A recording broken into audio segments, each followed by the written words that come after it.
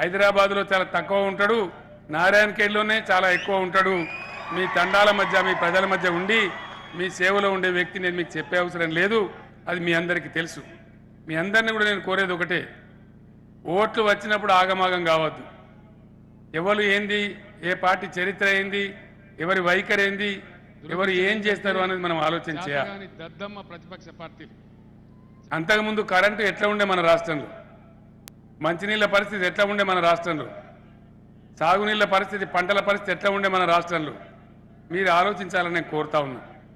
మీ పొరుగునే మీకు కర్ణాటక ఉంటుంది. కర్ణాటక రైతుల గతి ఏమవుతుందో మీరు చూస్తూ ఉన్నారు, నేను చెప్పే అవసరం లేదు.